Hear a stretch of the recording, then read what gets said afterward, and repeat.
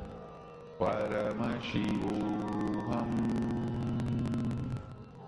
Om Nithyananda Paramashivoham Om Nithyananda Paramashivoham Om Nithyananda Paramashivoham Om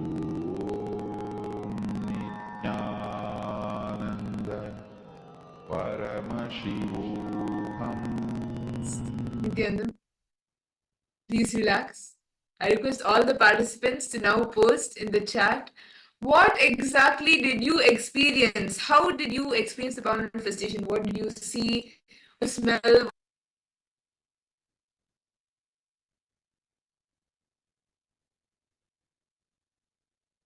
Ma Aguru Okay. Rupini. Okay, Ma Priyatma Swarupini, taste, it, smell, rice, Smell odor. nice, odor, feels soft and bit sticky. Okay. Ma Grazina Maria, what did you see, Ma? Ma Tana Devani, Ma Mahasadashiva. Ma Guru Rupni, what did you see? Ma Shana Saxena, Ma Kaili Wong, Ma Siabu. How about you, Rahulaya? What did you see? What did Swamiji show?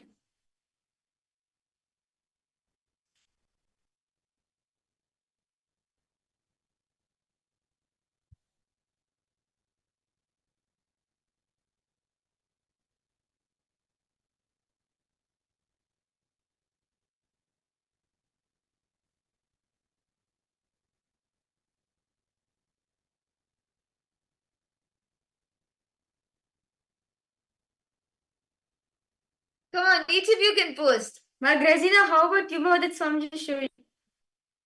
Ma Fatima Dehastani, Ma Anandeshwari, Ma Tanya, Ma Mahasadashiva Priya. Request all the participants to post. What did Swamiji show for each and every one of you? Okay. Ma Aguru Rupini, scan quickly now.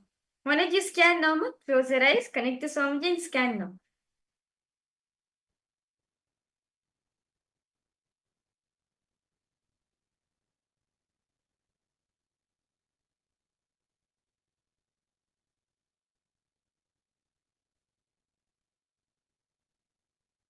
The two words appeared to me, and raspberry. Okay, that's nice. Manya, Manya Rupini, Ma Maluhya Mauna, Ma Shulini Durga, Ma Kaili. Each and every one of you can post. I saw work with trees around and Okay. What fragrance you got? Fragrance. Like what did you get exactly? Which can you describe the fragrance? And anything that you felt, anything you heard, anything you tasted, anything.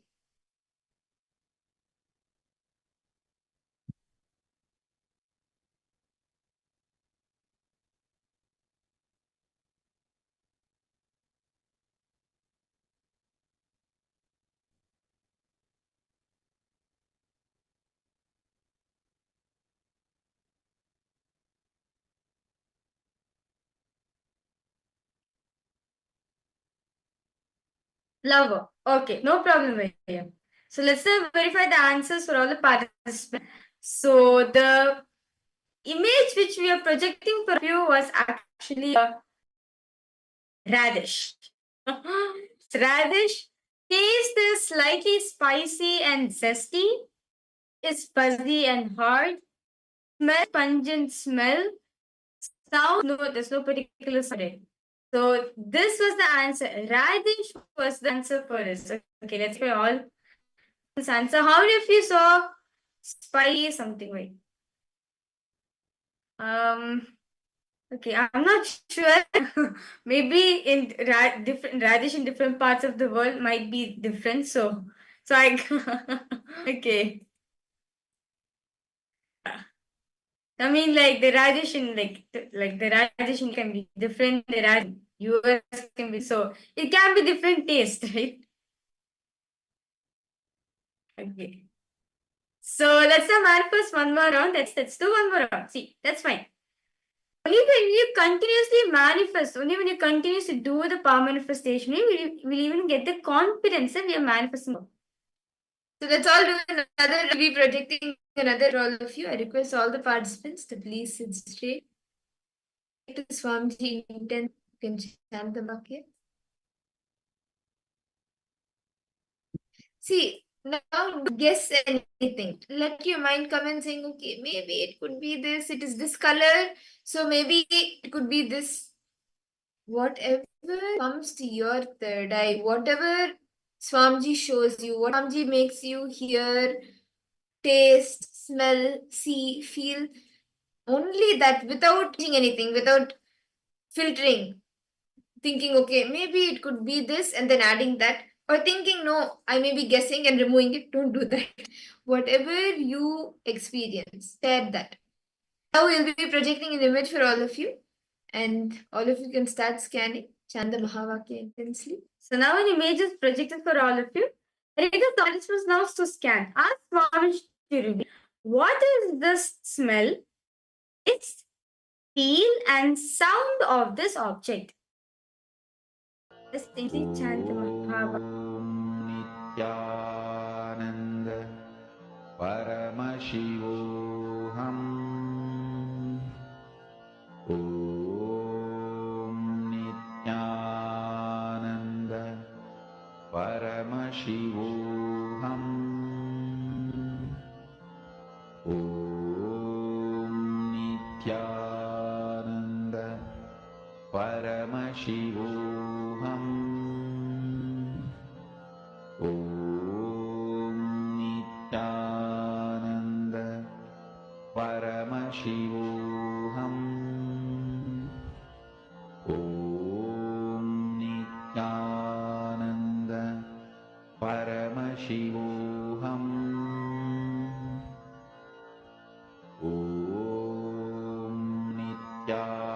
Nithyananda Paramashivoham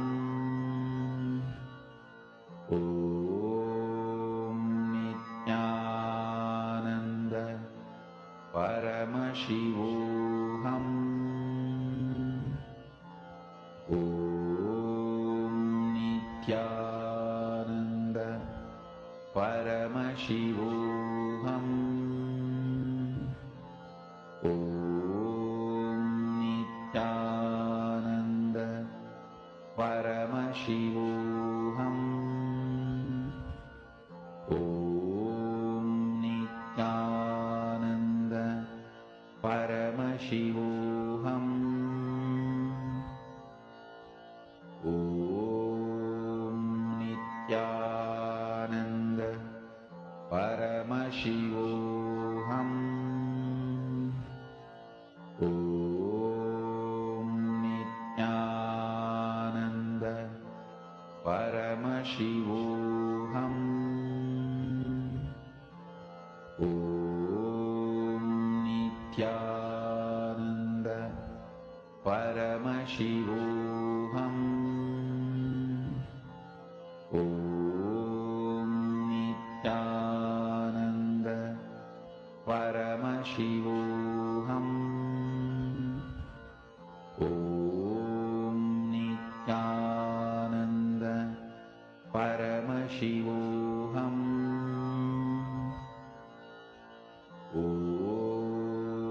Nithyananda Paramashivoham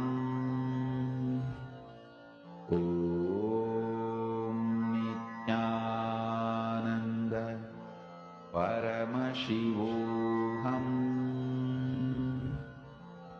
Om Nithyananda Paramashivoham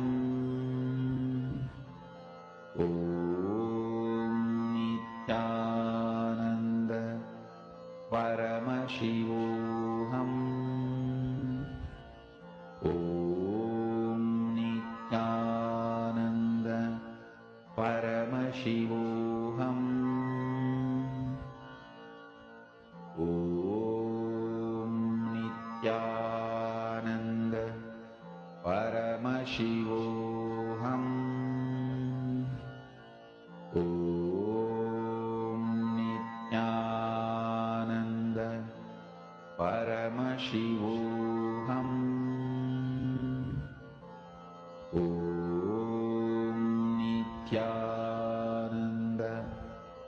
Paramashivoham. Om Nithyananda Paramashivoham.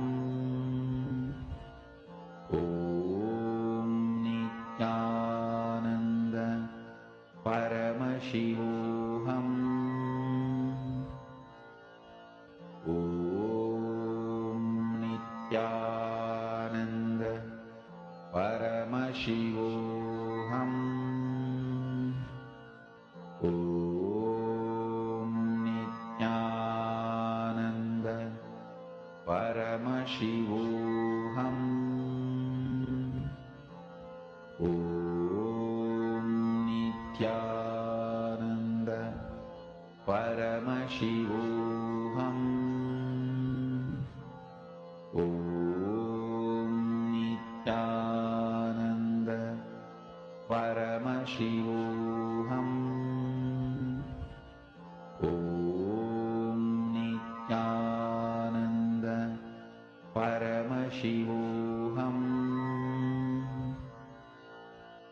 Om Nithyananda Paramashivoham. Om Nithyananda Paramashivoham. Om Nithyananda Paramashivoham. Om Nithyananda Paramashivoham. Om Nithyananda Paramashivoham. Om Nithyananda Paramashivoham. Om Nithyananda Paramashivoham. Om Nithyananda Paramashivoham. Relax. I request all the participants now to detail out in the chat whatever you experience. Whatever you experienced, you can detail out in the chat and share what you heard, what you were able to smell, what you felt, what you saw, what you tasted. All of this, I request all of the participants to post in the chat. What did each of you experience? Okay, we request all the participants to post what is it that Swamiji showed for each and every one of you. Metallic sound, turmeric taste. Okay, that's interesting. How about not much taste, not much sweet taste, feel chill, smell nice, sweet smell, quality flowy. Okay, turmeric, corn, candy. Okay. Yes. Ma Aguru Rupini, what did you see? Mama Irene Lemos, Nithyanandam. What did you see, Ma? What did you see? What did you taste? What did you hear? What did you feel? Ma Grazina Maria, you posted metallic. Okay. Okay, something yellow, it tastes spicy. Okay, that's nice. Okay, so verify the answers. So, this the image which all of us have seen right now scanned, right, is one of the more common available fruit, the banana. So you can see the banana taste is sweet and fruit taste, touches of, smells the tropical sweet, and there's no particular one for it. Answer is the banana. Okay, that's Kundal manifested. Ma Priyatri, yes, you manifested once. You have gotten this. Okay, for many of the participants were posted turmeric and everything. And We should not use our logic next Ma time. Ananda Aguru Rupini, you have put something yellow and it tastes spicy. Okay, you put yellow. So, okay.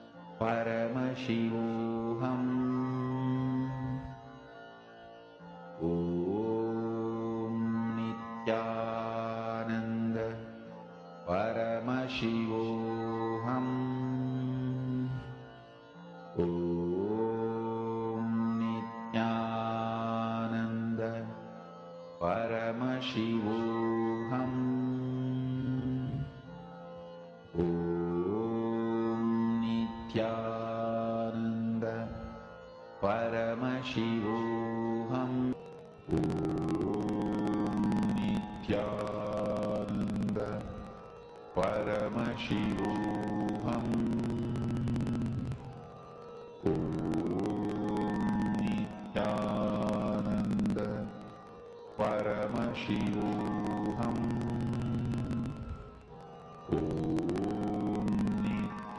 Yes, Nithyananda, to all the participants. Paramashivoham. Slowly introduce yourself.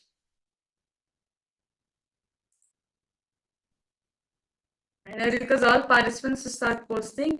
What is it that Swamiji showed for each and every one of you? This time, please do not use your logic. Whatever Swamiji showed, please post it in the chat. Okay.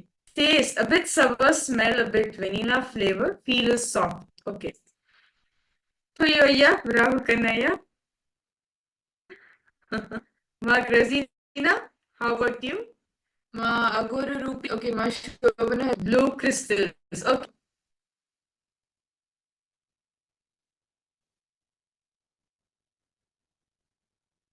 The fabric, a nice texture and smell, no sound. Okay. No smell, no taste. Okay. What else? Ma Nithyanandam. Ma Jnanaswarupini. What would you be? Ma Tanya.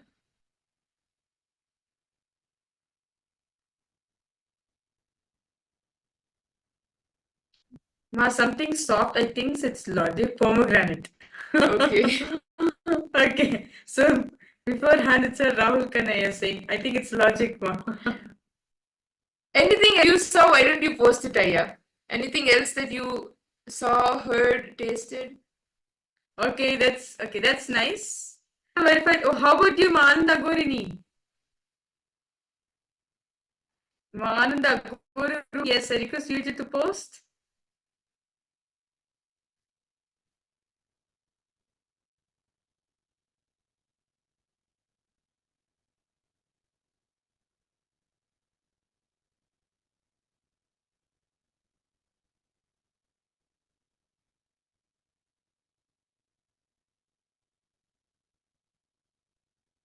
But rest of the participants, they all participating from KAILASA, Toronto. Request you to post. Smell small crystals, soft jelly type. Okay. Okay, because color seems to be wine red, but the object, okay, interesting. Okay, no problem. Okay, so let's look at the answers. So for all the participants, the image which has been projected for all of you is the raisins. So the taste is sweet tart, touch is dry and soft texture, smell is floral, fruity, and there's no particular sound for it. So let us now see who has manifested. Okay. Hope it's not the pomegranate, it's the raisin. Well, Rahul Kannaya, you manifested it. Yeah. It's sweet. Okay, the taste, quite a few of you got Rahul Kannaya and Ma Priyatmaswarupini. And okay, well, Saroja saw pomegranate. Okay. Raisins, okay. Okay, a bit sour, yes. Sometimes the raisins are a bit sour, very true. Sometimes the raisins are a bit sour. So that's very nice. So Rahul Khanna and Ma Priyatmaswarupini, both of you manifested. Ma Grazina, you too manifested, Ma. That's nice. Okay. So that's a very beautiful round of power manifestation we had. So let's now move ahead to the next session. The next session is actually a very powerful session, which of us are going to be getting initiated into today. As today, just in this session, right, Swamiji spoke about the Sattva Tattva, how the strategic existence, the static matter, and dynamic activity are the same. As Swamiji says, right, in the earlier sessions, what all of us are understanding that just by cognizing the form of Bhagavan Mahasadashiva, our brain gets rewired.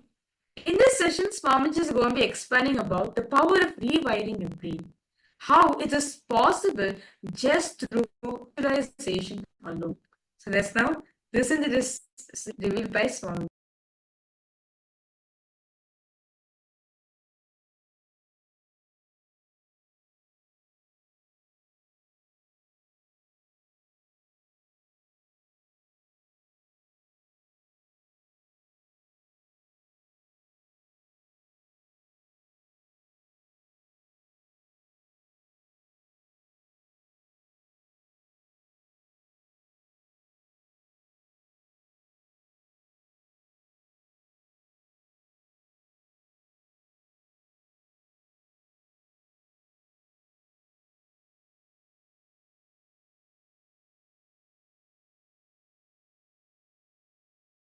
Today's subject is rewiring your brain.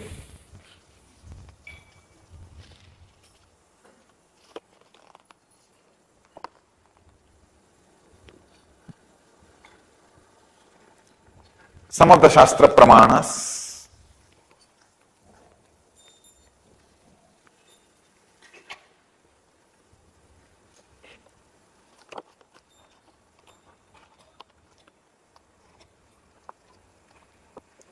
some truths from the field of neurophysiology.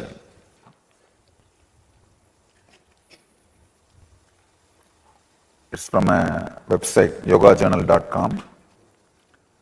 Samskaras or engrams create mental grooves in the brain like a riverlands in sand that let water run in certain patterns. They say each time we react in a certain way, for example, getting angry, we strengthen the power of the pathway. It's a one truth.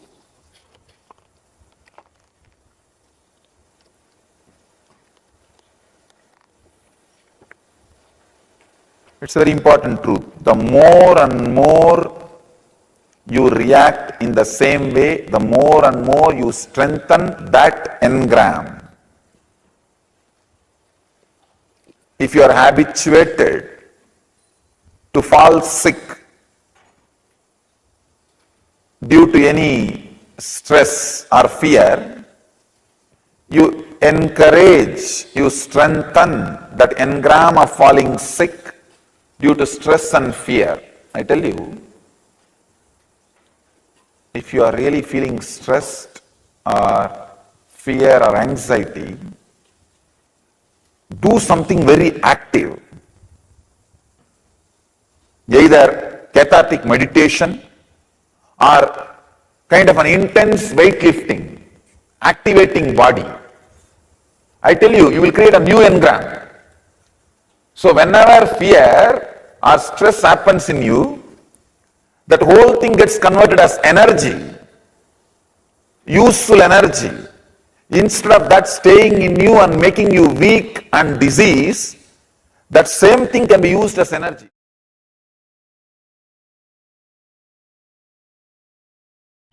Understand, your brain is most powerful, amazing, wonderful, and unutilized.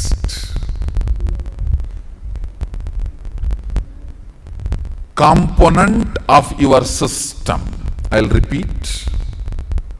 Your brain is amazing, most powerful, unutilized.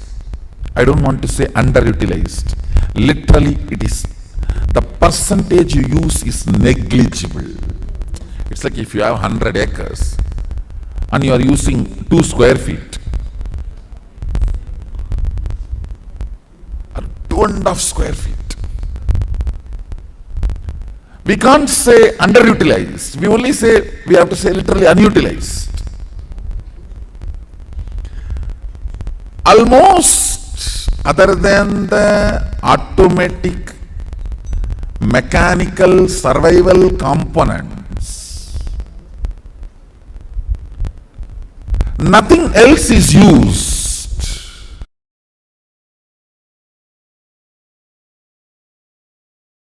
Please understand, just by birth,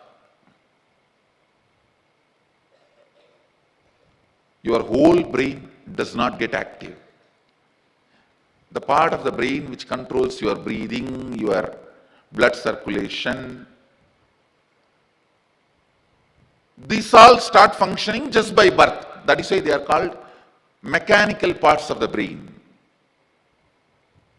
Your breathing, your blood circulation, your speaking, all these mechanical activities. The mechanical parts of the brain is only awakened, only that part is active just by your birth. But your brain is hardwired for 400 unique powers. Mahadeva describes very clearly. That is what I call non-mechanical parts of your brain. That gets awakened when you entertain, understand, internalize, realize unique thought currents, special thought currents. When you understand a special thought currents, those non-mechanical parts of the brain gets awakened. With that,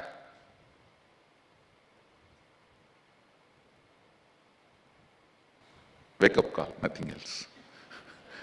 Now if I give a pause during the satsang, suddenly people wake up. Otherwise they feel what I am talking is like a lullaby. If I give a small pause, they understand something is wrong. Listen.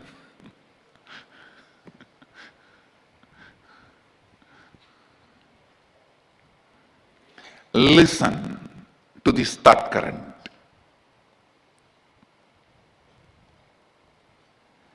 When you internalize this thought current,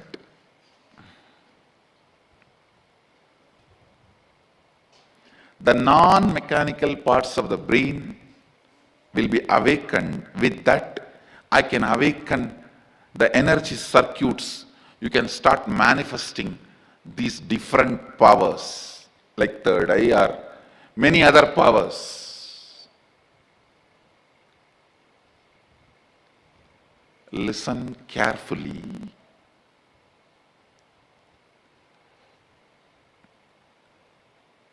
Once you start putting your efforts, even if there are some air holes in those circuits, I can spiritually electrocute the whole circuit.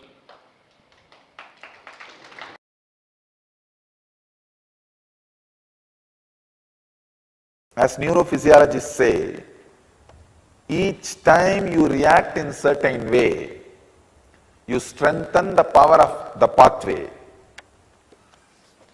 So each time when the river runs in that same rivulet, the rivulet becomes more deeper.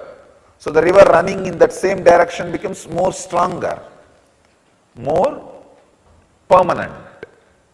Same way, in your brain also you have so many rivers.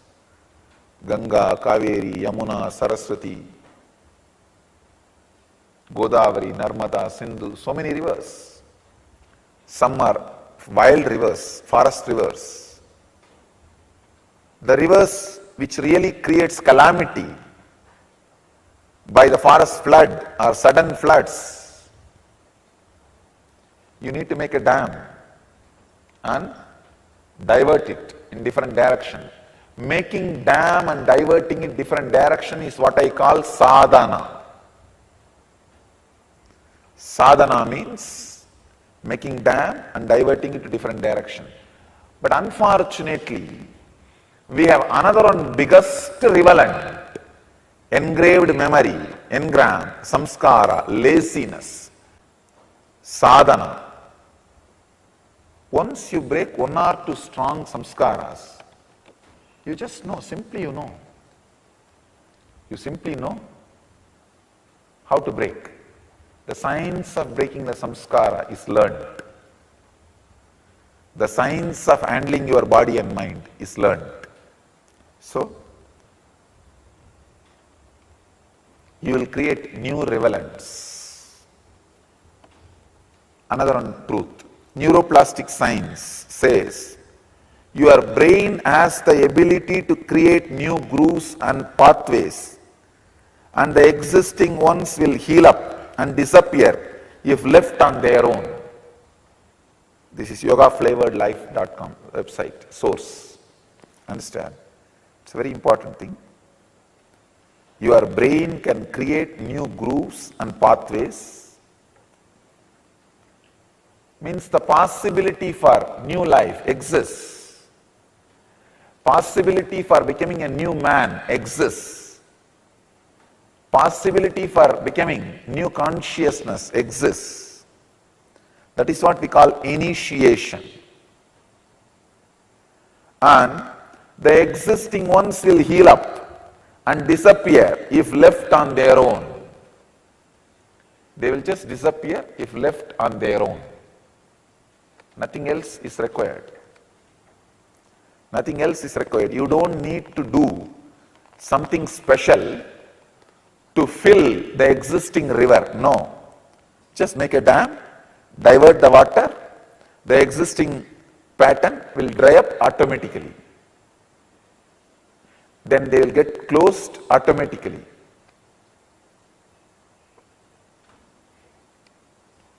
Scientist Debbie Whitmore says, the science of neuroplasticity focuses on how the brain can rewire itself to forge new connections and break cycles of negative thinking and acting.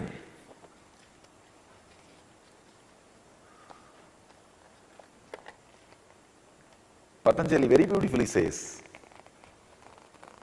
if you are suffering with particular engram, just create the anti-engram, anti-emotion. For example, if you are suffering with violence, create compassion. If you are suffering with anger, create peace. And feel that it is spreading all over your body. Release that into the cosmos through your every pore. You will see, you will just create new mental setup, new brain pattern as you want. Exactly what Patanjali is saying. Of course, he said it 5,000 years before, at least 5,000 years before. Now the neuroplasticists, scientists are proving it. Debbie Whitmore is proving it.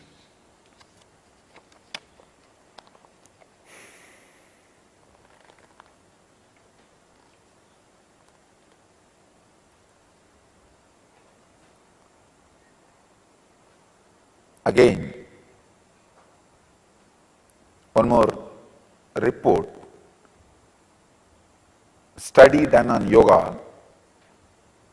The regular practice of yoga is the perfect formula for creating a new deep behavioral grooves in the brain that take advantage of neuroplasticity. Just as I was telling now, working on the body, straight away working on the body, uncompromising way, breaking the laziness system. Let us understand this truth, rewiring your brain for success. Please understand,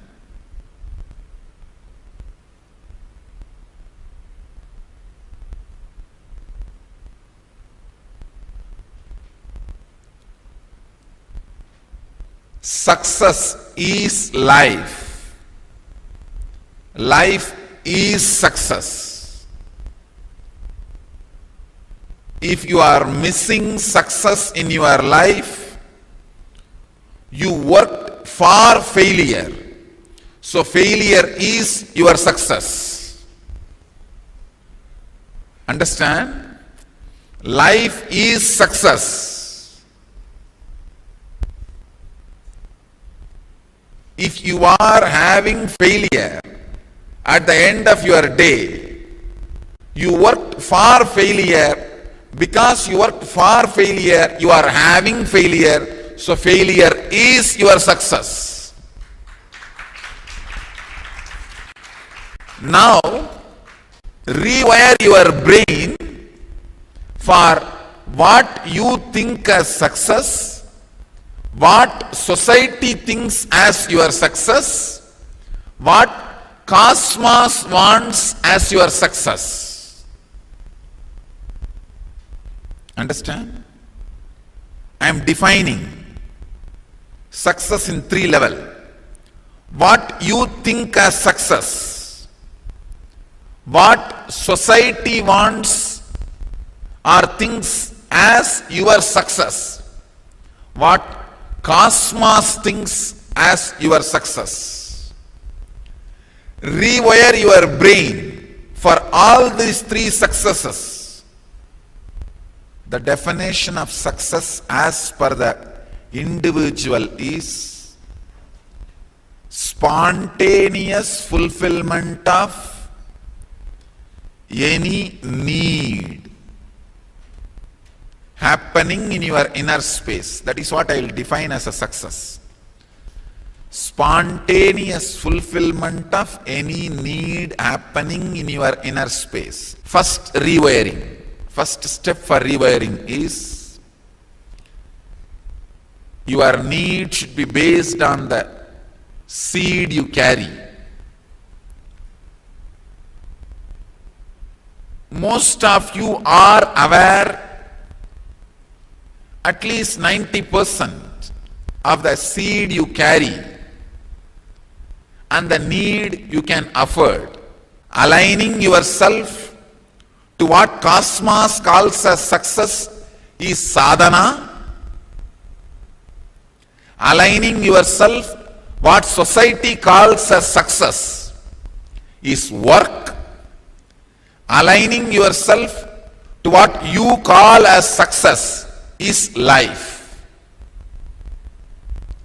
Life should express towards work and sadhana.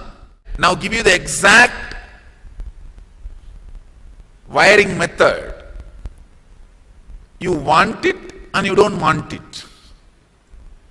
You want some things which spouse brings to your life and you can't bend for some things your spouse demands.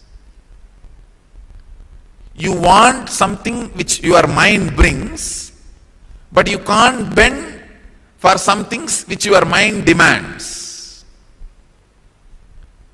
You want something which social success brings, but you can't bend for that some things which social success demands. Break this love-hate relationship. Either have complete hatred. I am not saying no. Complete hatred also will bring you a different kind of success. Complete love or complete hatred. Move to any one clear understanding.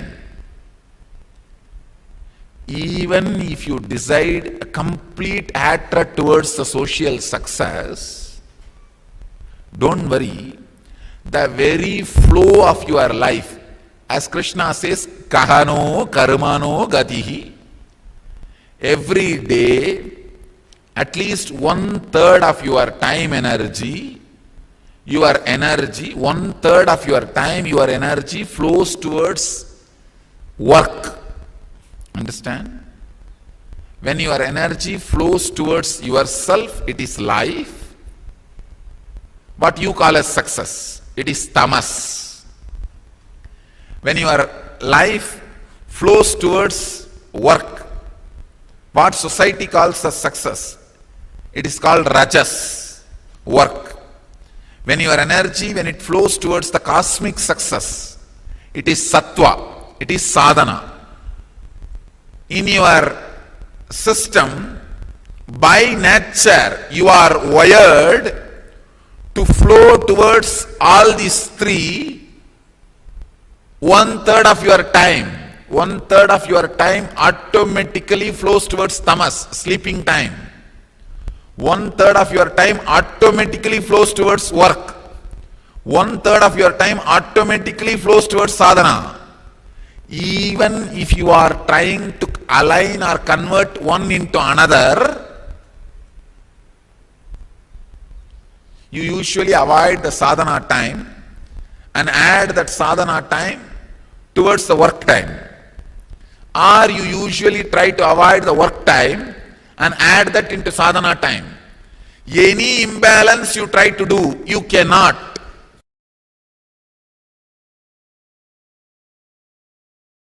The subtle brain grooves get developed based on your thinking pattern. That needs to be completed. Before 30, the strong grooves don't get developed. That is almost like a rangoli only. You can wipe it by ordinarily. But after 30, it's almost like they say in Guru Gita says, whatever Brahma writes with the hand, Guru wipes by leg. Brahma writes by hand, Guru wipes by leg. So this is the wiping I am supposed to do. The subtle grooves you develop in your brain with your toxic mental setup. So what I am trying to convey with these few statements, every idea, thought current you cherish in your brain creates certain map. If that map can be taken out and inserted on somebody, it is called circuit. If you cannot take it out, it just dies within you, it is map. If it can be taken out and inserted on somebody's head, it is circuit. For example, you cherish a thought current. Let the whole world be blissful. Let Sadashivatva happen.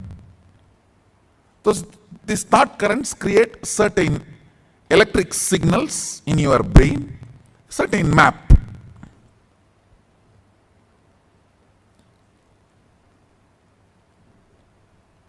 If you are able to hold that stably till the other brain vibrates to the same frequency, it is called circuit. All your actions, which comes from your very cognition, not from your pattern. How to differentiate? I will show you. If your actions are celebrated by you when you are up or down, it is the actions from your cognition. If some of your actions are not celebrated by you while you are up and down both, then it is your reaction. Understand?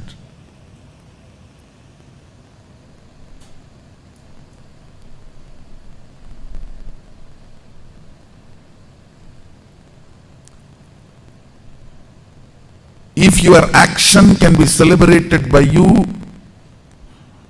throughout the fortnight, it is from your depth, cognition. For women, even one night.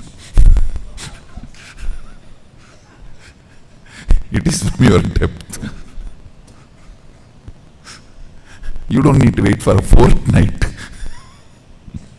to go through the ups and downs. That is a blessing in a way, because you have a scale ready-made in your hand. Within 3-4 hours you can find out what you did is right or wrong. Listen carefully. Throughout your ups and downs, if your actions are recognized by you, it is the action from depth, it is not reaction. This is the scale. if your actions are not celebrated by you, it can be even so-called spiritual practice, but it is only reaction. Listen carefully. I am not saying all reactions are wrong, but I am saying all actions are right. Understand? All actions are right, but I am not saying all reactions are wrong. Running away from snake is a reaction, but not wrong. Running away from fire is a reaction, but not wrong.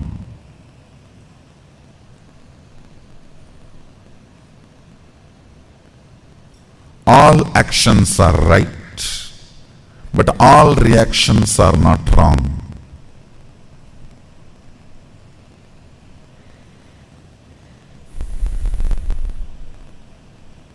I'm literally rewiring your brain. That is why you feel, oh God, what is going on?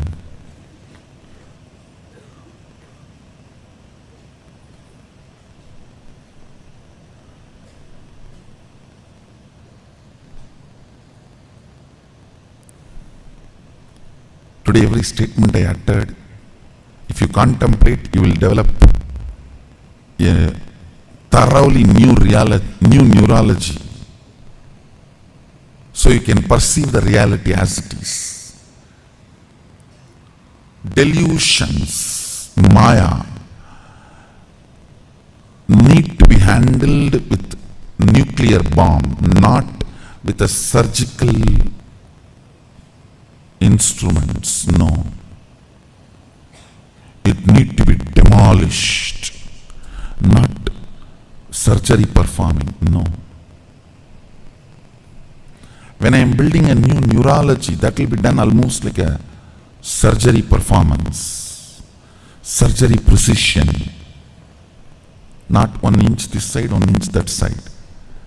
But when the delusion need to be removed, it's a nuclear bomb.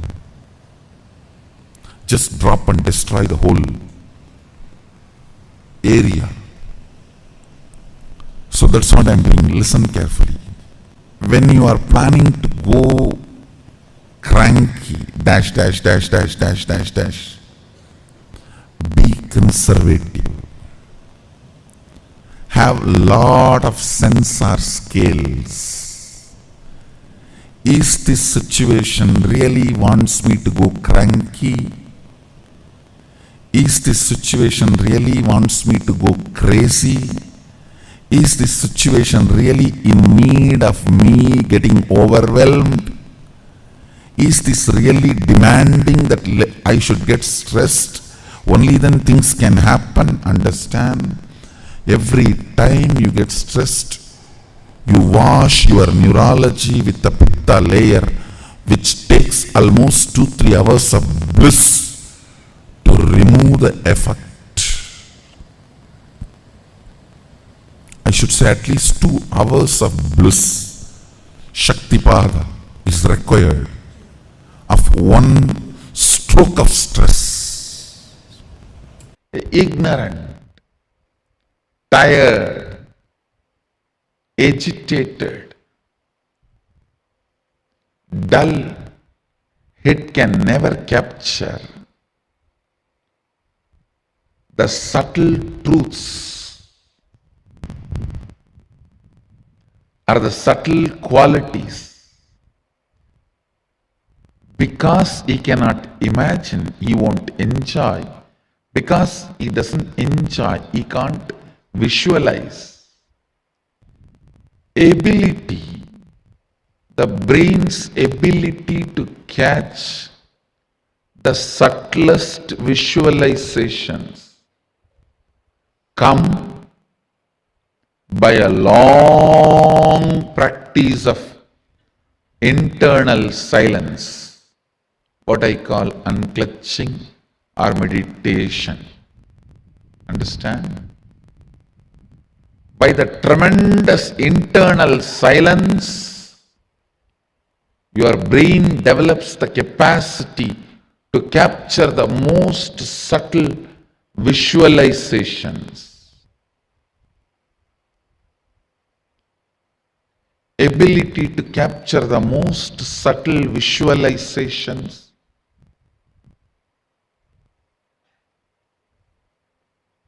is the awakened intelligence. Whoever is able to capture subtlest truths become rishis. His brain has evolved, developed such subtle grooves. It started reflecting the cosmic truths. It started capturing the cosmic truths. It started becoming a pure, silent water pond where the moon is reflecting as if it has come down to planet Earth.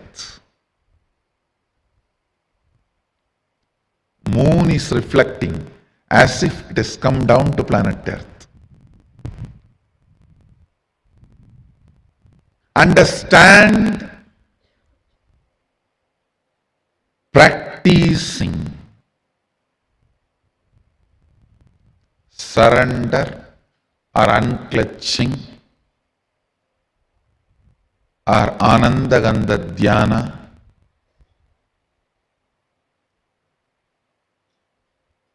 complete completion. All this not only brings peace into your heart, it raises the subtlety of your brain grooves and your brain's ability to capture the higher truths. Your brain's ability to capture the higher truths. Brain's ability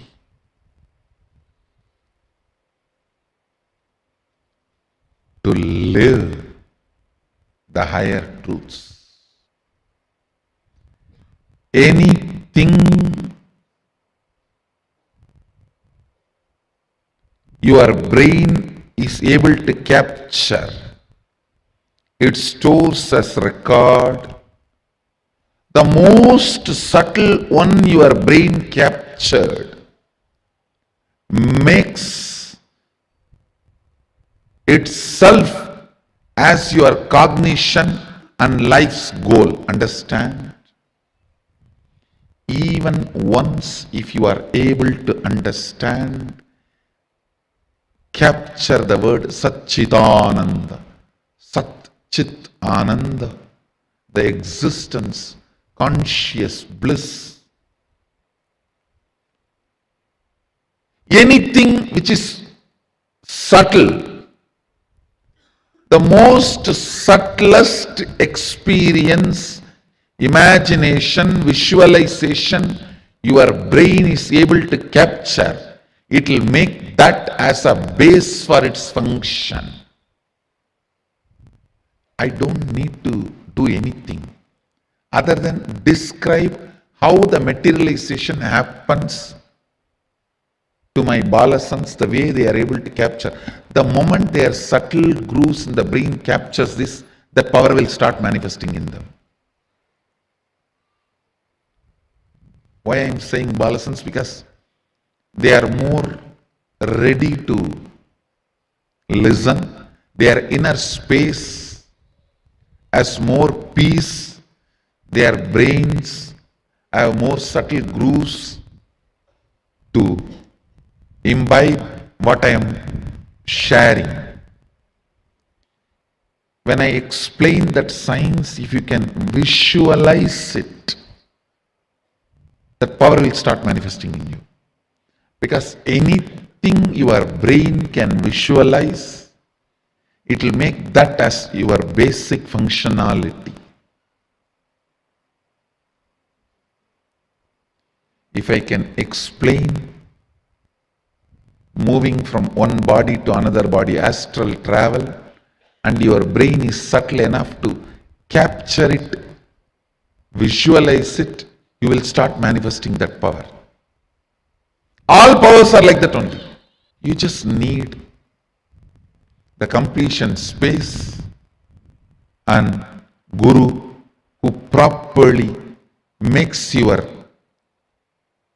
brain grooves to catch it. From my experience, I tell you, all the people whose mother tongue is the language with multiple option words, for example, just for this one, Sanskrit may have 300 words. The multiple option word mother tongue people have a very high developed brain grooves. From my experience, I saw. So in a way, I will say, for example, if you utter a word cow, and the time it takes for the English person to grasp the visualization of the cow, and a Sanskrit person, ko, and the time it takes, at least 100. Means the person who knows the Sanskrit catches it less than 100th time with a more precision, because the words there is wide option. So brain by its nature requires to be in high alert when you handle that language.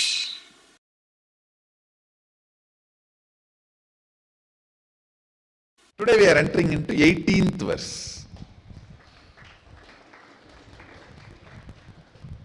Recite along with me. Agnenaya Subhadharaye. Actually, the original word is Subhata Raye. Padaveda is Subhadharaye. That's the way I heard from my master. So I'll retain the Padavedam. So in our Sangha, we will retain the Padavedam as I heard from my masters, because they are from village and they had their raw pronunciation. I just wanted to keep that as a my respect for them. Subhadharaye Asuman Vishwani. Understand? Asman is the original verse. The Padavedam is Asuman, the af u. Asuman Vishwani Deva Vayunani Vidvan Yuyotyasm Majju Puranamena Bhuyishtam De Namavuktim Videma Agne Naya Subhata Raye Asman. So Padavedam, listen. Asuman. It should not become full su. Asuman Vishwani Deva Vayunani Vidvan Yuyot Yasmajjuhu Ranamena Bhuyishtam Te Nama Uktim Videma Agnenaya Subhadharaye Asman Vishwani Deva Vayunani Vidvan Yuyot Yasmadjuhu Puranamena Bhuyishtam De Nama Uktim Videma Agnena Yasubhataraye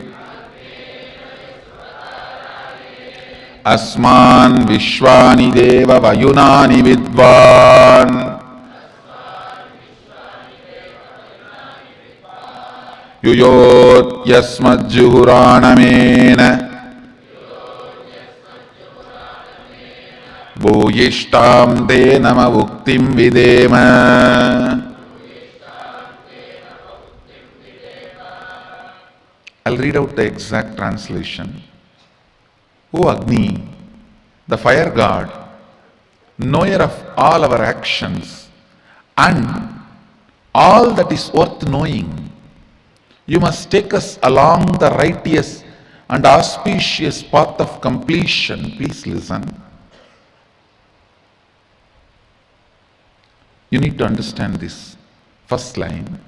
O Agni, the fire god, knower of all our actions and all that is worth knowing, means even the modern science proves when your brain knows something, that area gets lit up. The knowing action happens.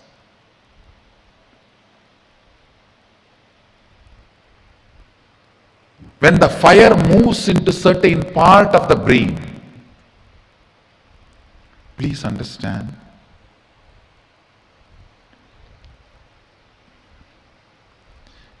everything may be there outside you. You will not know if the fire does not move in your brain. If the fire moves in your brain, only then you will know what is happening. So, fire is responsible for knowledge, knowing to happen in you. Listen carefully. Fire is responsible for the knowledge to happen in you. I tell you, fire gets fully awakened by integrity. Nothing. Just follow intensely integrity. In 12 months, you will have a kind of a fire in you through which you can know anything you want to know. Anything which comes in front of you and you want to know it, you will know it.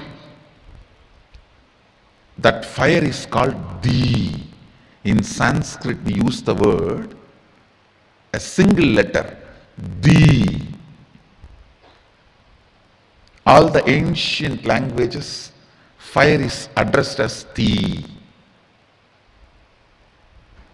In Sanskrit, in Tamil, in many of the ancient languages. Listen.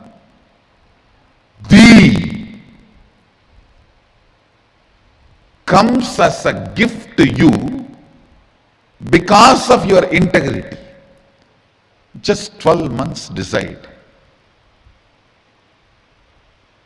I will live in the space of integrity. No question of missing. It's just awareness. Awareness practice, nothing else. The Di will be awakened in your brain. That Di will give you the intelligence to know everything you want.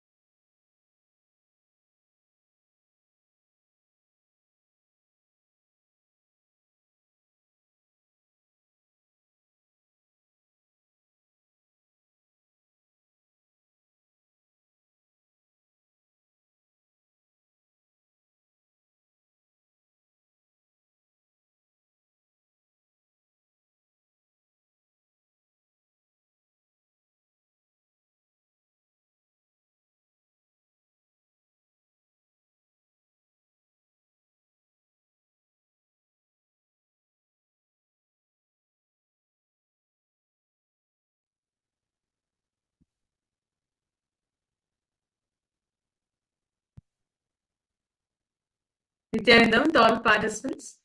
That was a very beautiful session. Swamiji spoke on how to rewire our brain. Can I request each of the participants, what did you understand? What was the click that you got in this session? Actually, very soon, in just a few minutes from now, we will be preparing ourselves for the special Maha Kumbh session, which the Maha Kumbh Mela is coming up in 2025, and we just have literally 2 months left, and KAILASA is preparing for it in full swing. And you too can be a part of this, and those details you will be getting in just a few minutes from now. And we'll also be preparing for the live version shortly. Can I request all the participants to reach out, to take a few minutes, reach out to your near and dear ones, because if you have attended Kumbh Mela, you have tasted Hinduism. If you have not attended Kumbh Mela yet, then you are still yet to taste Hinduism, the juice of Hinduism, what Hinduism actually is. And in just a few minutes from now, we will be understanding exactly that. Every 3 years, Kumbh Mela happens, but only every 12 years, Maha Kumbh Mela happens. And after 12 years, on 2025, we are having the Maha Kumbh Mela beginning. Yes. So let us now listen.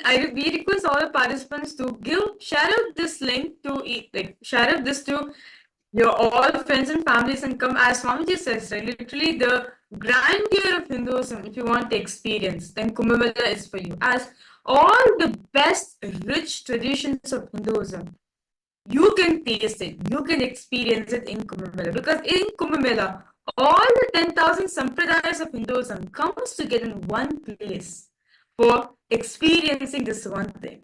So that's what Swamiji says. If you have not experienced Kumbh Mela, come again. If you have not attended Kumbh Mela, then you should not miss it this time. So we will be entering into this beautiful session where we're going to be learning more about this upcoming Kumbh Mela, which will be coming at 2025. So let's all get ready to prepare ourselves for this beautiful session.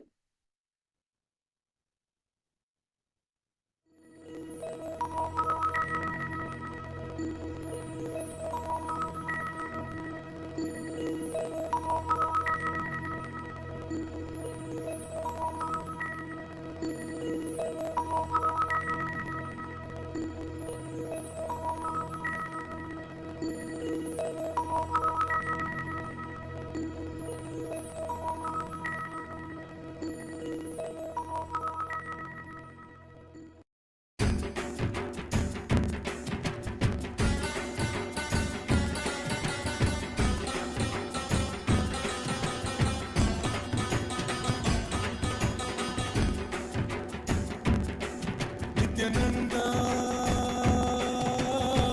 Mana Shiva Shiva Murahara Damar Bhaje.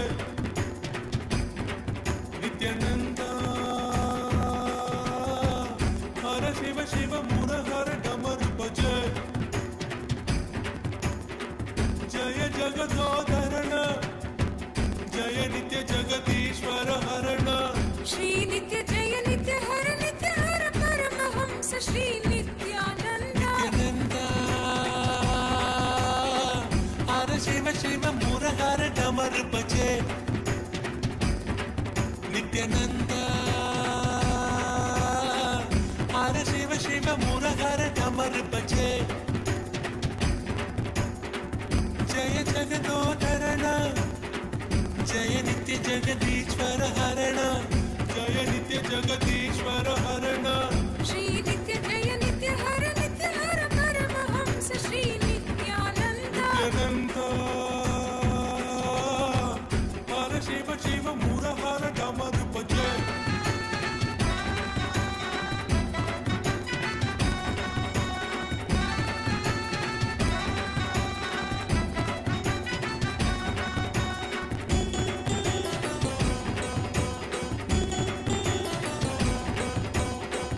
Darshan Nitya Dijo Bhagavan, Nitya Paramadayalo Bhagavan, Shri Nithyananda.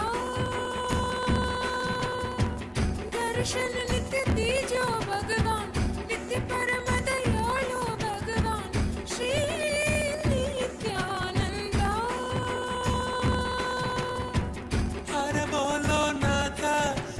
Shambho Nityanand हर बोलो नाथ शिव शम्भो नित्यानन्द शिव शिव हर हर हर हर शिव शिव नित्यपुरेश्वर हर परमेश्वर जय गुरुनाथ श्री गुरुनाथ नित्यानन्द शिव शिव हर हर हर हर शिव शिव नित्यपुरेश्वर हर परमेश्वर जय गुरुनाथ श्री गुरुनाथ नित्यानन्द नित्यानन्द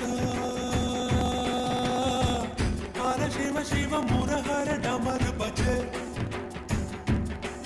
नित्यानन्द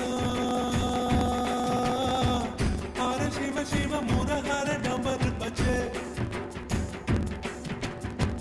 जय जगदोधरण जय नित्य जगदीश्वर हरण श्री नित्य जय नित्य हरि नित्य हर परमहंस श्री नित्यानन्द हर शिव शिव मुरहर डमर बजे नित्यानन्द हर शिव शिव मुरहर डमर बजे जय जगदोधरण जय नित्य जगदीश्वर हरण जय नित्य जगदीश्वर हरण श्री नित्य जय नित्य हरि नित्य हर परमहंस श्री नित्यानन्द नित्यानन्द हर शिव शिव मुरहर डमर बजे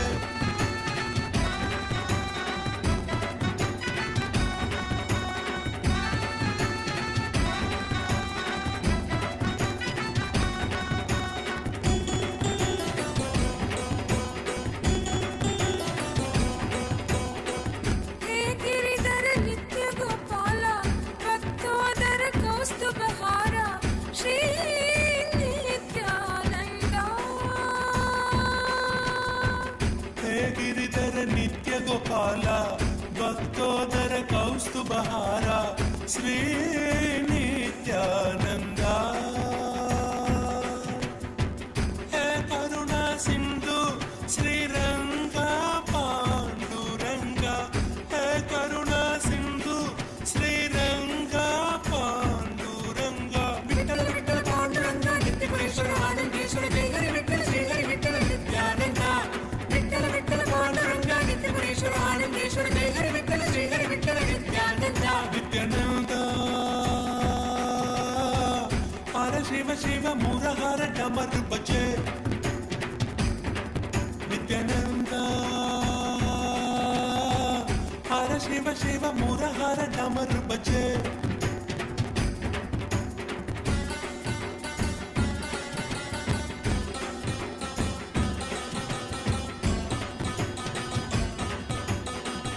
ज्योतिर्मय नित्येश्वरि मां भुवनेश्वरि नित्यपुरी मां श्री नित्येश्वरि मां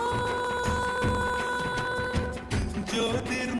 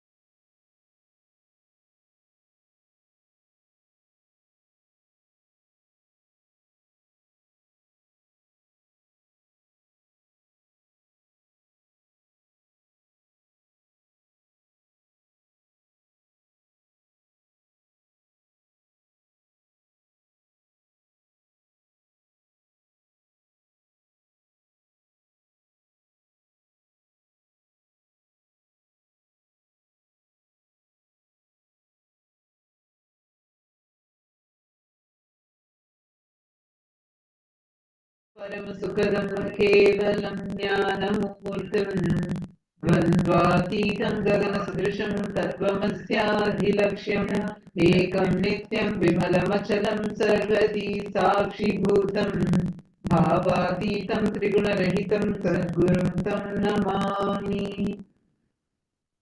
Nithyanandam to each and every single participant, Paramashivoham participant that is here sitting with us. Nithyanandam to all of you. Welcome.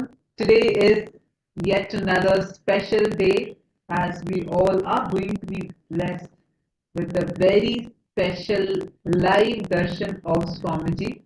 Today we are going to be having some very exciting blessings and exciting special blessings directly from Swamiji. So stay tuned, and anyone, if you see that your friends, family members are not here yet, can I request you all to quickly give a quick call and invite all of them?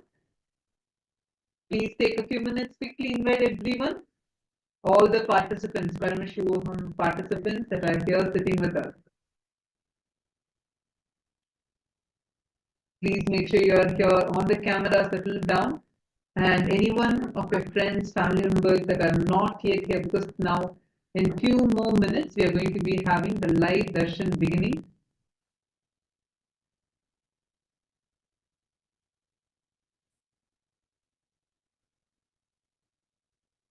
Please go ahead and quickly invite everyone that is not yet here. Quickly give them a call.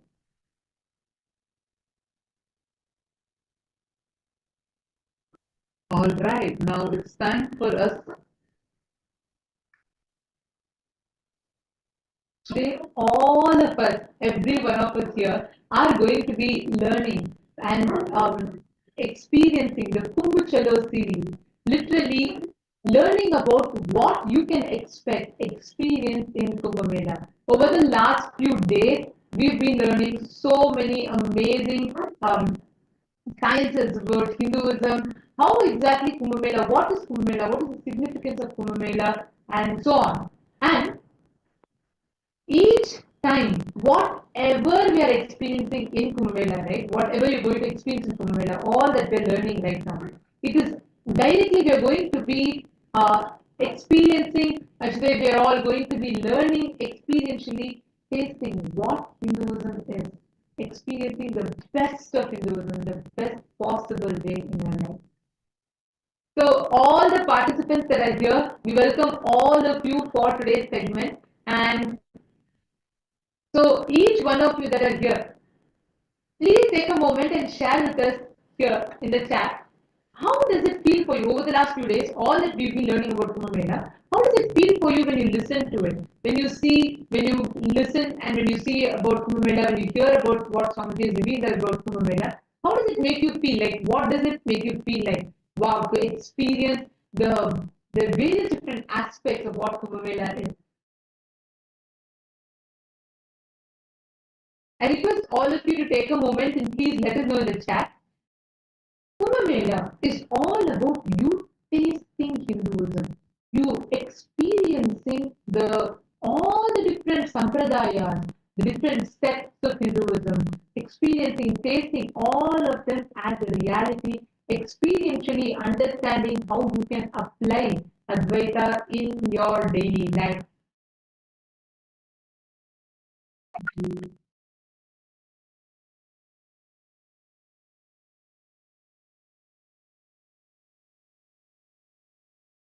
Yes. Now, many of you may be having this question. What is Kumbh Mela? I mean, you may have the understanding about, wow, yes, there is the snan that is going to be there, and definitely there is going to be a lot of exciting celebrations happening. But what exactly is going to be happening for me in this Paramashivoham program? Before we enter into that, can I request all of you to quickly come and sit down in front of the cameras? Oh, nice to see many of you here.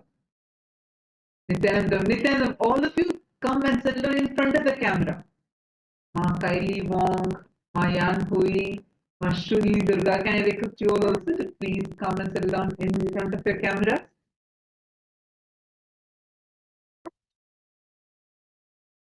See, I just wanted to share with all of you. Many times you may be having this question in you about, you may have this question as to what am I actually going to get during this Kumbh Mela? Why this Kumbh Mela? What exactly am I going to be getting during this Kumbh Mela?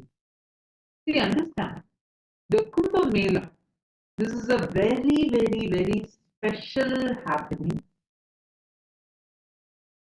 for, especially for all the participants who are signing up as Paramashivoham. You are getting to be the ambassadors of Paramashiva. You are going to get the training to be an ambassador. What is that being an ambassador of Paramashiva mean? See, right now, whatever you are understanding, learning from the succumb, receiving as initiation, of course, these are so phenomenal and brings such profound transformations in you. Still, do you know how in practical level, in the situations where you are expected to take certain decisions, how do you take it? How sure are you that the decision that you're taking is the right decision? How sure are you that what you are keeping as your will and with what you're deciding, that will is aligned to the true purpose of yours? How sure are you? Understand, all these questions will get answered in this Paramashivoham time, because during the Paramashivoham program, you are going to get the direct training from Swamiji, trained into all these different aspects, which will practically, very practically help you in your life. How many of you are understanding it? Because that's precisely what you're going to be experiencing. This is the experience you will get as most authentic, user-friendly version of Sanatana Hinduism. Literally, today what all of us are going to be experiencing, what all of us are going to be learning. See, all over the last few years, we've listened to Swamiji's revelations on Shakti, on Navatattvas, Navakanda Yoga Samadhi, so many extraordinary things. But Paramashivoham is going to be that program where you can experience this in your life practically, where you can apply Advaita practically in your life. That is Paramashivoham. Literally being part of this Paramashivoham program makes you experience the kind of lifestyle that you will live, the experience that you will have, all aspects of your life in every way. How you can apply Advaita, all the highest truths that Swamiji is, how you can apply that every day in your daily life. That is exactly what you are going to be learning about in the Paramashivoham. So this is actually the first in-house program that's happening after 5 years now. So this is going to be very, very special for all of us. If any of you that are having you feel like, I have heard so much from Swamiji, I just want to experience it, do not miss Kumbh. Be that, because everything that you know, everything that you can probably think of, is in Kumbh, and you will receive it as your experience. This Paramashivoham program is going to be very, very special. And if you want to know how you can taste this as your reality in your life, how you can apply this as a reality in your life, you should just be there in Kumbh, and you will experience this, the ultimate truths, applying all of this as in your life as a reality to yourself.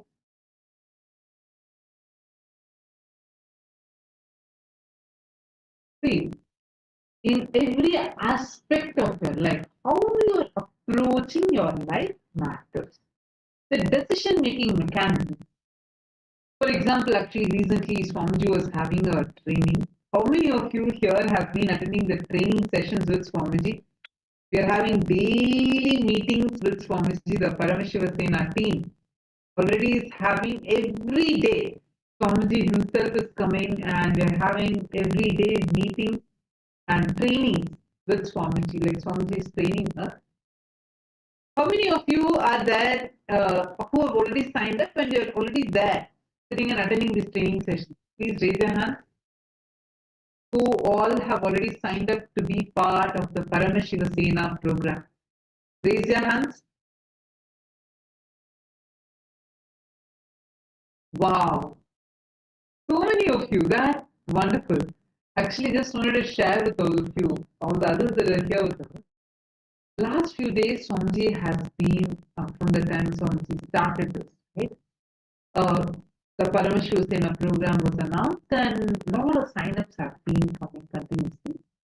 Swamiji himself has been continuously conducting meetings, conversations, training sessions, and transforming us, shifting us, completely shifting us into an unimaginable extent, where Swamiji is actually initiated, like, I'll just share with all of you, Swamiji is teaching all of us how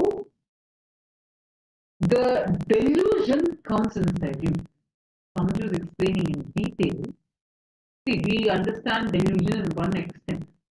Oh, you will immediately say, yes, I know I'm stuck in delusion. Yeah, I need to get out of my delusion. No, the extent to which Swamiji revealed, it was like, oh my God, it's like suddenly your brain just wakes up and you realize in practical level in your day-to-day life how the certain delusory conclusions that you have come to about your life directly impact.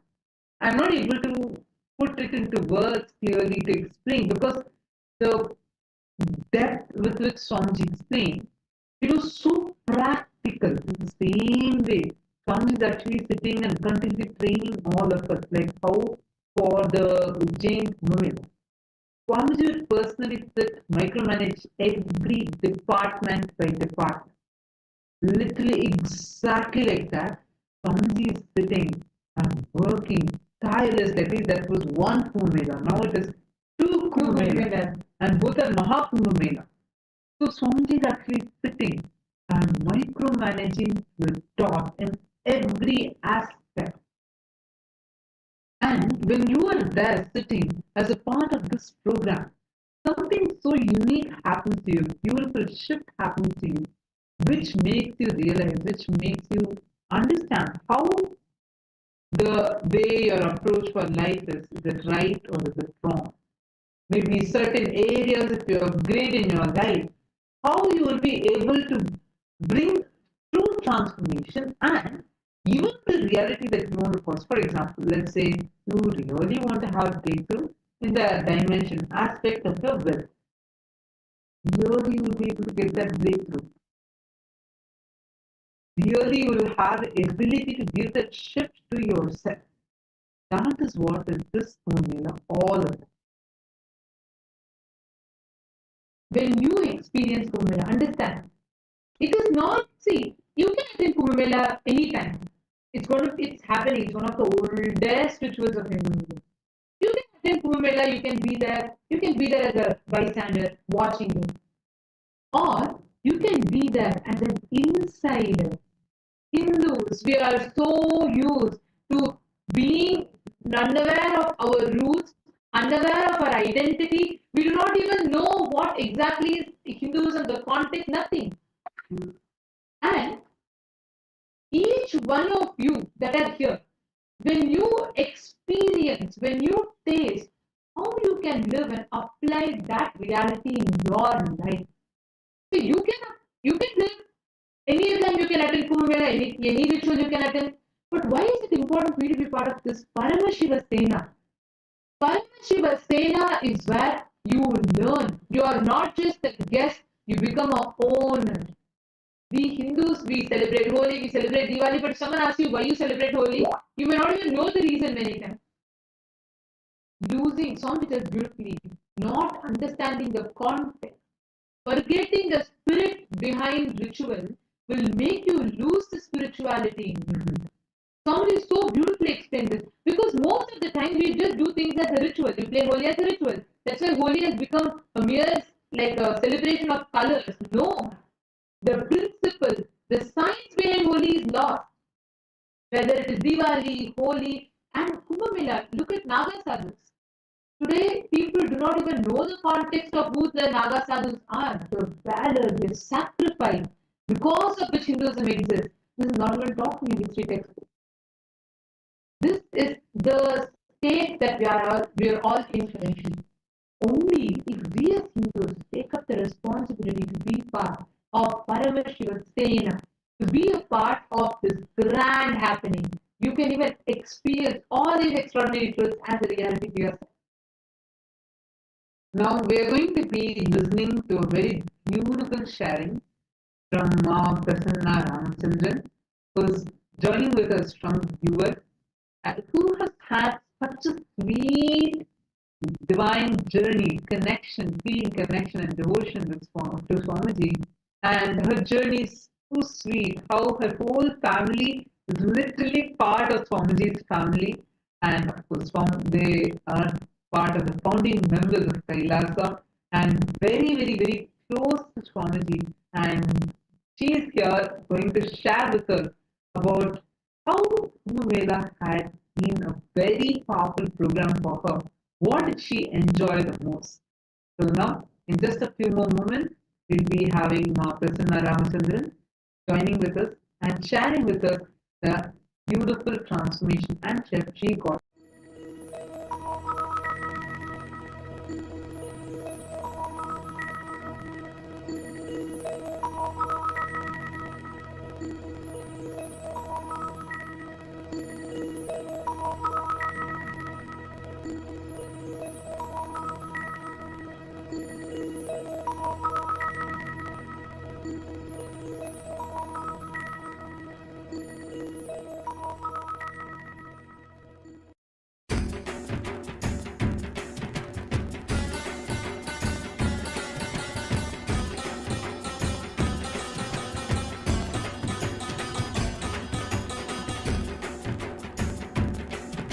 Nithyananda, Hara Shiva Shiva Murahara Damaru Bhaje. Nithyananda, Hara Shiva Shiva Murahara Damaru Bhaje.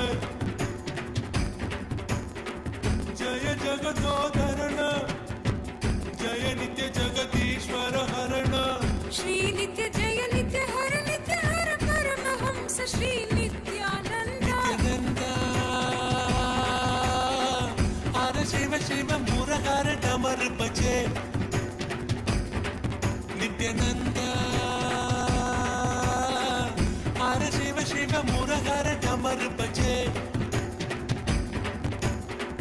Jaya Jagadodharana, Jaya Nitya Jagadishwara Harana. Jaya Nitya Jagadishwara Harana. Shri Nitya Jaya Nitya Hara Paramahamsa Shri Nithyananda. Nithyananda, Hara Shiva Shiva Murahara Damaru Bhaje.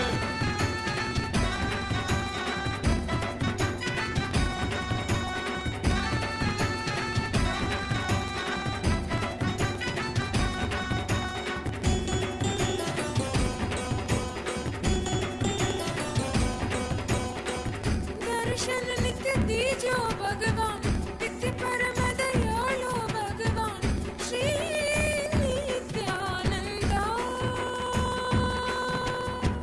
दर्शन नित्य दीजो भगवान, नित्य परम दयालो भगवान श्री नित्यानंदा। हर बोलो नाथा शिव शंभो नित्यानंदा।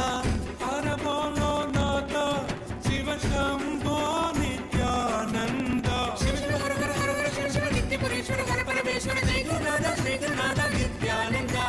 शिव शिव हर हर हर हर शिव शिव नित्य परेश्वर हर परमेश्वर जय गुरुनाथ श्री गुरुनाथ नित्यानंदा। नित्यानंदा, हर शिव शिव मुरहर डमर बजे।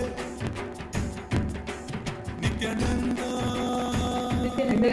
Nithyananda Prasanna, thank you so much for joining with us today. Nithyananda, it's wonderful to have you here. Ma, thank you so much for joining with us here.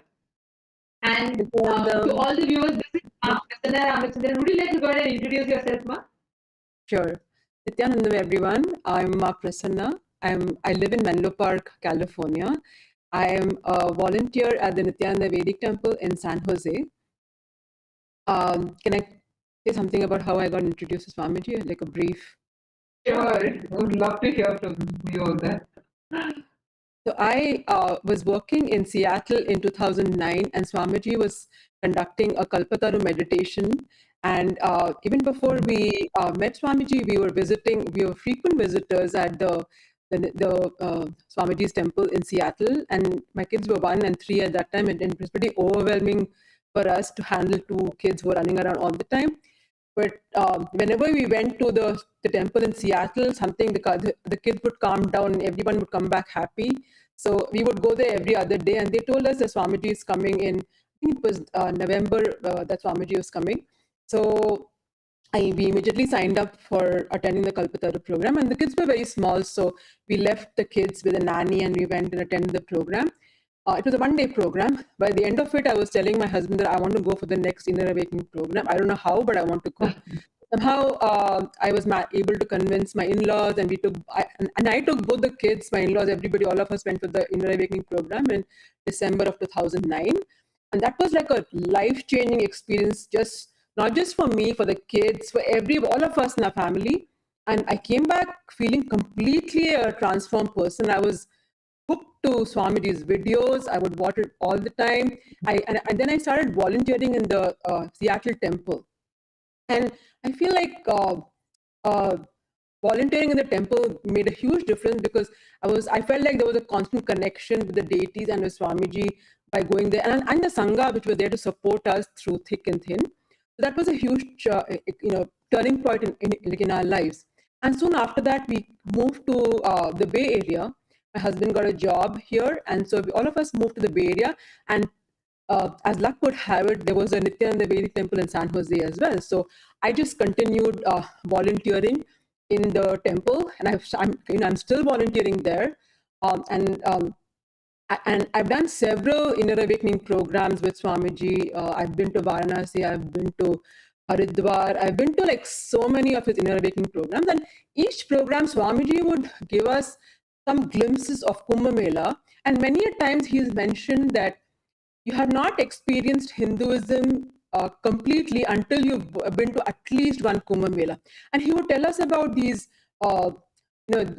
many things that happened during Kumbh Mela, and I would be just listening to him. But like one thing that stuck in my head whenever he would tell us about Kumbh Mela is that I have not experienced Hinduism unless I've seen Kumbh Mela at least once. So in 2015, there was a Kumbh Mela in Nasik, and that happened to be in September, I think. And by then, the kids' school was in session. So I'm thinking in my mind, I want to go for Kumbh Mela, but my kids need me because the schools are in session. Should I go? Should I not go? But my husband, he has always been very supportive of my spiritual journey, and he said, if you feel like going, you just go. I will somehow take care of the kids. You don't worry about that. So I just took the next flight, and last minute I just booked a flight and came to Kumbh Mela. and the arrangements were just beautiful in Nasik. And if you know how Nasik is, there was a lot of rain at that time during the Nasik Kumbh Mela. It was raining very heavily. But the arrangements were just impeccable. There was a dormitory for everyone to stay. There was a full kitchen that was operational, I think, day in and day out. Beautifully arranged. Whether it was raining, whether it was hot, whether it was dry, no matter what happened, I noticed that the volunteers in the kitchen were always working, and very dedicated volunteers who were always there to help whoever was attending the program, and also to serve people who were just coming to meet Swamiji. So at that time, I was lucky enough to take one Shahi Snan along with Swamiji. All of us went with Swamiji. We took one Shahi Snan. That was beautiful. And then there was one session where we were going for the second Shahi Snan, but it was pouring. So I just remember that Swamiji will casually say that, hey, it's pouring because the heavens are very happy with us. So just experience it. So it's like sitting like awestruck around Swamiji. I remember we went to the Triambakeshwar temple in Nasik, and we sat outside the temple, and it was raining from above, and we were all sitting, and Swamiji is talking to us for a long time, and nobody wanted to move. At some point, Swamiji himself asked, "Hey, it's raining so much. Do you guys want to go back and dry yourself?" And we're like, "No, Swamiji, we are okay." You just keep talking to us, and this is good. And then of us sitting around Swamiji, listening to him, such beautiful experiences from that Kumbh Mela. And then sometimes we'll be sitting in the meditation hall, and Swamiji will be conducting a meditation program, and then some people will be coughing because it was raining and people were getting a little sick, and then Swamiji will say, "Paripurna, they're all coughing. Can you arrange for tea for everyone, coffee for everyone?" And within 10 minutes there'll be coffee, and everybody is drinking tea and coffee, and everyone is up, and so whole program was seamlessly conducted. The volunteers were very dedicated. It was a beautiful experience, so much joy being around Swamiji. And the other thing I wanted to mention was that there were people streaming all the time to meet Swamiji, and we just casually met, got introduced to the Matadishwars, the heads of various spiritual organizations, who were just streaming in to meet Swamiji, and then Swamiji would sometimes introduce them, and he would talk about their yogic feast, and I was awestruck, thinking, hey, we just hear about these in books, or you read about these things. Swamiji is casually introducing them as if this is just another happening, because Hinduism has is full of so many of these yogic masters that he just used to casually introduce us to them. It was beautiful. Nasik was great. It was slightly smaller. Actually, but next, Sorry, I was just wanting to add to what you're saying, because I also had Nasik was my introduction to Kumbh Mela, and I think it prepared me to cognize something as huge as Ujjain. But Nasik was so unique in itself, like you said. I remember when you were particularly mentioning about how Hindu leaders, monks, the Mahamandaleshwaras or the Mahants of various akhadas, how they would stream in to see Swamiji. They would just keep coming. And I remember this one particular thing, what you said, it ignited a memory in me. There was this bandara. Bandara is where we call all the sadhus and mahants and all the heads of different akhadas. They all have a feast. They'll have a spiritual. They'll all come together. They'll have a feast, and there's a process. There's a whole ritual. It's called bandara, right? And I still remember this. That was one of my first experiences to a bandara, and we were all there. We were all Gurukul kids, so we were there with our mentors, and we were standing towards the side. And I still remember the whole bandara, it went, and as soon as Swamiji came, people were waiting to see Swamiji. And the moment they heard that Swamiji is here, and the moment that immediately it spread like wildfire. The room, which was it was a small hall, and it was a huge building. We actually had it in one of the akhada buildings, and suddenly the Mahant of the akhada came and said, "Swamiji, we need to get a lot of security people. Maybe you should, do you have some more people, because our akhada was not prepared to handle this crowd. Can you get some more people?" And I still remember this so much. Swamiji said, "All our sannyasis are there. They'll take care. Don't worry." And Swamiji attested. Swamiji takes care of every detail, right? And then we had people, even public, started coming in to catch a selfie with Swamiji. And the most something that was very sweet for me, this one incident I remember so well. And I was lost in the crowd, because we were all kids, and we were all always with our mentors, not with Swamiji. And Swamiji, there was a huge crowd around Swamiji, and people had come. And I still remember this. So what people started calling Swamiji as Trinetra Baba. Because people saw people saw the power demonstration. They saw how the third eye was manifesting. And then there was one thing where people heard, if Swamiji's thumb touches your third eye gets awakened, right? So they don't even know, not necessarily everyone will know what is initiation, but they just want that thumb to touch the third eye. I still remember, we were all standing, we would have even Mahants or sadhus and all of them. They would come, they would say, "Swamiji, can you just touch her third eye? Swamiji, can you just put your thumb on her third eye?" And we would have them come. They would come to take selfie, and Swamiji patiently. He will attend to everyone.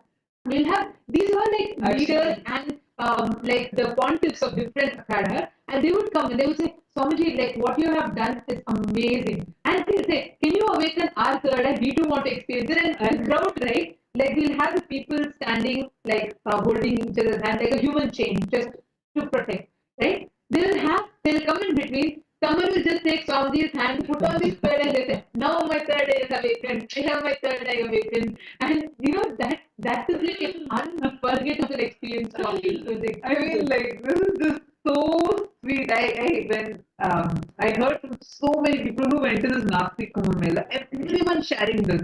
That literally Swamiji would be walking at this, and then people would just pull Swamiji's hand like randomly from like especially this is not just the public, even the Akada heads, many of the people who are prominent leaders in Hinduism, for them like this, they know one thing: if Swamiji's thumb somehow touches their forehead, their third eye will be awakened. That's all. They literally take Swamiji's hand, like pull it and like put it on their head and they start celebrating. Oh, my third is awakened now. My third is awakened now. And another point that she was telling about, right, like the volunteers, I still remember. See, one thing that you experience in Kumbh Mela is it's raw. Like your status, you can be like you can even be a head of state somewhere, or you can be anyone, anywhere. Whatever your status in the society is, nothing matters. That you are just another Hindu coming there to celebrate. And the sheer volume of people breaking the barriers of language, of culture, of even religions. Because in our Adinam, we have various different religions, people who came from different religions who came to experience an introduction to Hinduism there. And I still remember, we would have people from like in Adinam itself, there's like in KAILASA, in Nasik, there's no categorization. We will not have like, you are this, you're high, you're low, no. But even what is societal, the strata, right? Like whether someone's like a super rich person, whether someone, we would have people from big Fortune 500 companies who are in senior positions who will be there sitting and washing the vessels and being part of the bathrooms. Exactly. And we will also have, at the same time, we will have people who have who society would consider as poor or economically not from a good background and all of that. Even they'll be absolutely like no kind of this thing whatsoever, and everyone will be there together to celebrate. And that sheer the energy of that was something phenomenal. So when you were sharing that, particularly in Nasik, this was something unique that I remember so well. Ujjain was a different scale altogether. That's a whole subject to talk about. But Nasik, this was something unique that I still remember. Yeah, that was such a beautiful sharing, Nithyananda. I still remember the Bandara, and I still remember the crowds around him and everyone trying to take his thumb. Yeah, now I just remember that. Yeah, but yeah, definitely, Ujjain was a different scale. The number of people attending was massive. And and for Ujjain, I came with both my kids, and I was alone. So my husband, like I came first, and then I went back, and then my husband came because my mother-in-law, she lives with us, so we were taking turns to attend it. But when I came to Ujjain, I was awestruck because the scale at which that happened was completely different. Like there was a lot more people, volunteers, people just attending the program, and the people streaming in to take darshan was a different level of preparation for that. But it just happened just like that. And then I just remember, again, same thing. So at that time, I remember, since this was happening on a much larger scale, there was more need for volunteers to help with cleanliness, food, serving. You could take any responsibility you wanted. But I remember Swami, we were sitting in the hall, and there were like thousands of people sitting in that tent and doing third eye manifestation and all of those. And then Swamiji casually said that we need to pay attention to the hygiene and cleanliness, and we need more help outside.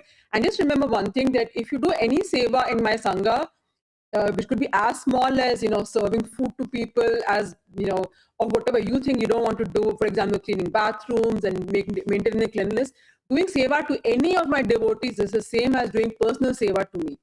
So at that time, many people said, okay, we're going to go outside this hall and not and take care of other duties. So there were many people who actually started taking care of the infrastructure that was built, which included the porta potties and the bathrooms, and then there was an entire kitchen that was set up, and this was on a regular ground. It wasn't like a pakka land or something. It was just on a ground.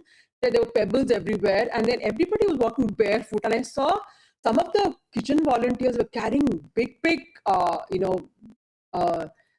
vessels and just walking through the stones.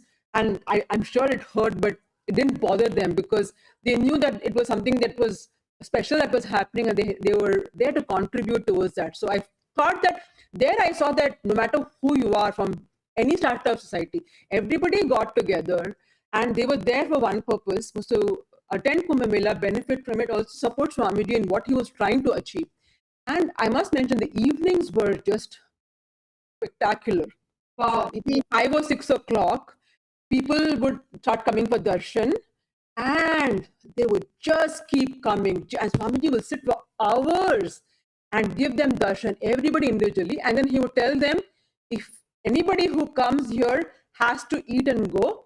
So they would come and then they would go and eat food and then they would leave. And I would just see like a sea of people coming and taking darshan. I don't even know when it ended at night, because at some point, with the 2 kids, I would just go back and retire and take rest. But I think it was going on till, Early morning, long in the evening. I'm very, very sure of that. But then the arrangements were like so well made. Like there was dormitories for everyone to stay. Again, food, kitchen was functional. I must also mention once it started raining very heavily. We were all sitting in the inside our meditation hall, and this was like something that was like a tent. So it was not a pakka structure or anything like that. It was just makeshift, just for that program. It was done, and then it started pouring, and then it was pouring so hard that the whole area became wet. There was water pouring in everywhere. And then Swamiji casually said, "Hey, this is part of your experience. Just enjoy this." The people just like moved to areas that was a little drier, and and then it was swampy. It was a little messy, but nobody seemed to care. It just felt like, okay, this is part of our experience. Let's just go. And then next morning again, same thing. There was food at the right time for whoever wanted to eat. There's nothing. There was no blockage in any of our normal routine just because there was rain. So everything happened so seamlessly. It was just, and then I've also seen Swamiji also sometimes actually take a broom and clean some stuff, because he thought it wasn't like he expected us to do something that he himself didn't do. If he expected us to help with cleanliness or volunteering, he himself, rolled up his, his sleeves, as he would say, and then I've seen him actually doing some work himself. So that was eye-opening. Actually, not just to add to this, like what you're sharing, right?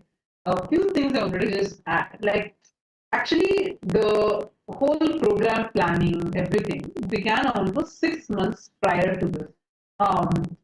If you remember, see, the Nasik Kumbh Mela, everything got over, and then there was this Phuket, Thailand program, and in Thailand, only in Phuket, Thailand, we had Swamiji actually got dengue, if you remember. So there were, and right after that, and the blood platelets level hit so low, and anyone in that position would be bedridden. They can't do anything. But for Swamiji though, Swamiji was like, can't even sitting on a wheelchair and still giving darshan. It was like something too much what Swamiji did and what Swamiji's body went through at that time. Despite that, immediately right after that program, Swamiji himself came, started creating things physically.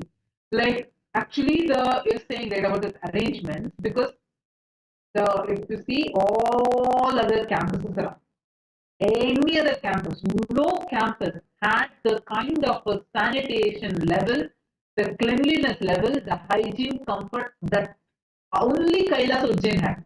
Nobody else, nowhere else, because for these, Swamiji himself micromanaged to make sure how are these containers, whether the tiles are there in this, how do they work, what size it should be. Swamiji would go start his walk early in the morning. He will go to every department. And it was like, see, Kumbh Mela time, people physically saw, because everyone got to see Swamiji physically. Like at any point, you see Swamiji will be there. there will be no point where you will ever see Swamiji not being available physically. You'll see he'll either be in one department or another department. He'll always be there around, whether it is inside the temple or in kitchen area, just going around, doing the campus round. Despite so much of work, like, Swamiji will sit. 5 p.m. it will start. You were right. 5 p.m. it will start. The darshan will start. He'll go all the way till next morning 6 a.m. Not a single day has been otherwise. Sometimes it will go even beyond.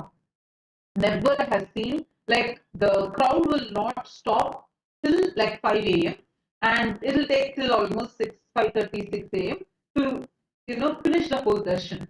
And till the last person gets their blessing, Swamiji will not stop. Like, I do the same smile, and can you imagine 12 hours, 13 hours without moving from that place? My God. And something, listening to Mahaprasad, it reminded me of another thing. Like she said, right, anyone who comes to Swamiji, make sure they eat the food and go. I still remember, like, first, the whole thing, see, only 5 o'clock, darshan used to start in the main hall. But through the day, people keep coming in for the temple. Like, I still remember, I didn't know much Hindi at that time, but I knew 2 words. I said, Kripaya, aage badhiye, darshan dekhiye. That's all. Like, we just learned these 1 or 2 words to tell people.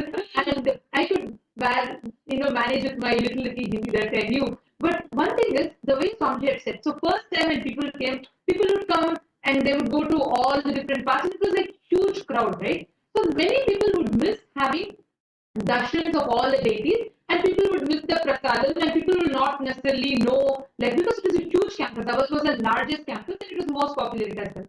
So, and what Swamiji did, I remember this so well. Swamiji immediately the next day, right after darshan, like the long, hours-long darshan, Swamiji would come on walk. So the next day Swamiji saw this, and Swamiji said, how do you guys guide the crowd?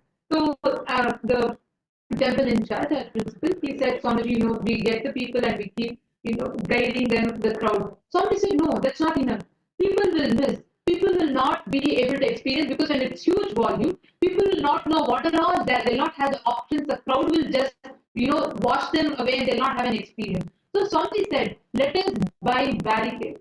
Let us set an entire path, like how darshan happens in temples. And they try to say, Swamiji, is that really needed? It's going to take an expense even more. We will have, Swamiji said, no. When it comes to experience of people, no question of compromising the quality. I remember this so well. You know what? Except Swamiji said, the barricade has to be painted either silver or golden. It all has to look in a similar pattern, so people will not have to struggle. It will be very easy for them visually to see it. And next day, Swamiji sat there till every part was done. And I remember this so well. Swamiji went with his team to the entrance of the campus. Swamiji walked through the barricaded path. He said, this is how people should walk. And Swamiji said, I'm going to go around in this path so I can ensure I will see what people will see. And the connecting point between the temple and Annalaya is kind of a little, it's like adjacent to each other. So it's a little, it was not put very properly. Swamiji redesigned the whole thing. Swamiji said, this is how the path has to be. Entry has to be from this side, exit has to be from this route. And as soon as people exit, they should be guided to the Annalaya, and they should know, on the way they should know there's medical camp. And then after that, they should come for my darshan, receive, and they should be guided back. This entire path. Somebody said, I don't want anyone to miss anything. People should experience. And even in that, right, in the crowd, there will be, like, of course, for the person to come in, it would take time because it's crowd and people will be waiting. So Swamiji said, no, even in that time, they should be able to watch. So in the main hall, if you remember, we had huge LED screens for people to see. But temple path was like it was open, like it was not, we didn't have a proper way to put it. Right? So they said we could not fit in Swamiji. Swamiji said, no. There are Paramashivoham Om Nithyananda Paramashivoham Om Nithyananda Paramashivoham Om Nithyananda Paramashivoham Om Nithyananda Paramashivoham Om Nithyananda Paramashivoham. Our biology energy became one with Paramashiva's biology. Let macrocosm we carry become one with microcosm. Let the microcosm we carry become one with macrocosm of Paramashiva. Let our organism become one with Paramashiva's organism. Let Paramashiva's organism become one with our organism. Let oneness become living strategy, living experience of all of us. Am the Mahavagya, do it intensely. Om Nithyananda Paramashivoham. Om Nithyananda Paramashivoham. Om Nithyananda Paramashivoham.